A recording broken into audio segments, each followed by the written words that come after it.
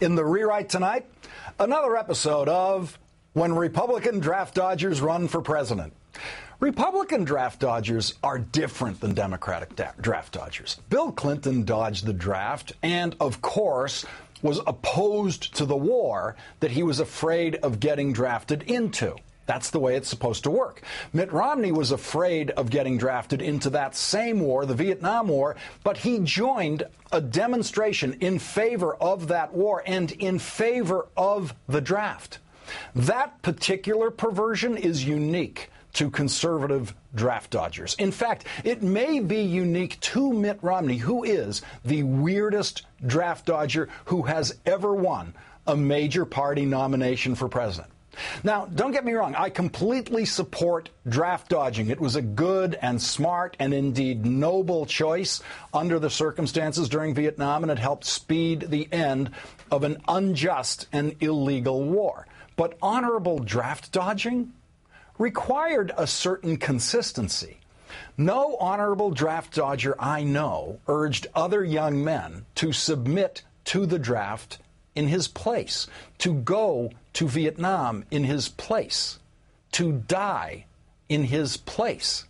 I know of no one other than Mitt Romney whose conscience was so twisted.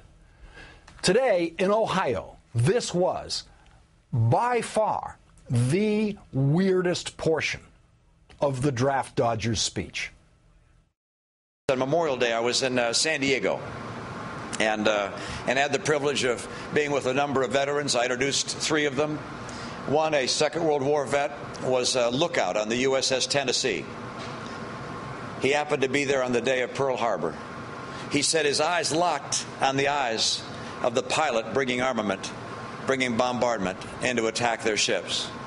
And he was injured in the attack, but he went on to serve for 33 years in the United States Navy. I had him stand and be recognized.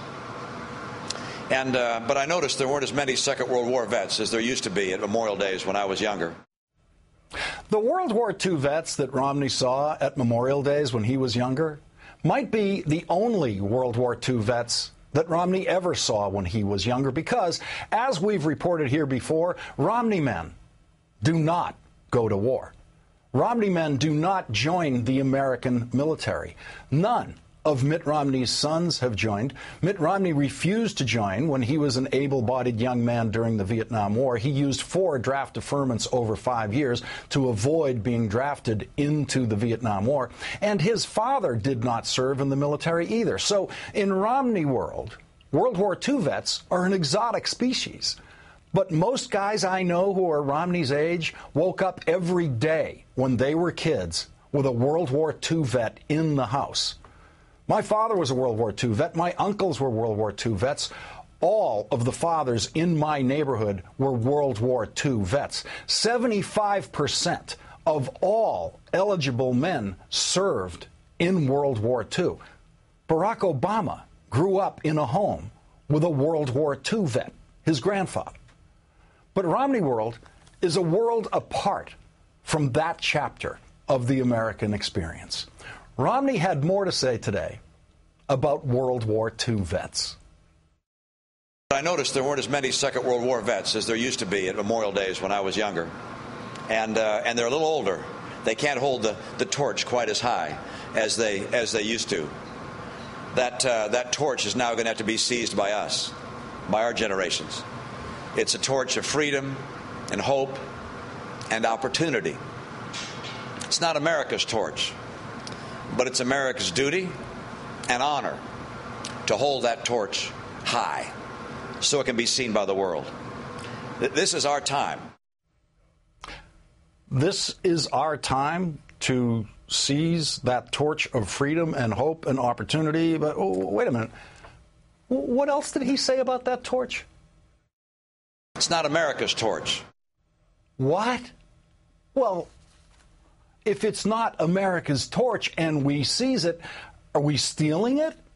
And what did he say that the World War II vets were doing with that torch? They can't hold the torch quite as high as they used to. That torch is now going to have to be seized by us, by our generations. Okay, I get it. Since Romney men don't go to war, and apparently don't go to movies, he thinks that soldiers in war carry torches. And Romney men are apparently happy to help carry torches, especially imaginary torches. Of course, no World War II vet carried a torch in war. They carried guns, weapons of personal destruction. They carried bayonets. They carried hand grenades. They carried things that no Romney man has ever carried. And with those things they were carrying, into battle, they did things that they grew up never wanting to do, never dreaming that they'd have to do. They killed people with those things they carried into battle, and most of them couldn't bring themselves to talk about what they did in combat for the rest of their lives. And now, the World War II veterans who are still with us have the pleasure of listening to a draft dodger talk pure and utter gibberish about some imaginary torch he thinks they used to carry. It's a torch of freedom and hope and opportunity. It's not America's torch, but it's America's duty and honor to hold that torch high so it can be seen by the world. This is our time. You can rewind that and listen to it as much as you want. It's not going to make any sense. It is utter nonsensical gibberish. And that's what it sounds like when a Republican draft dodger runs for president.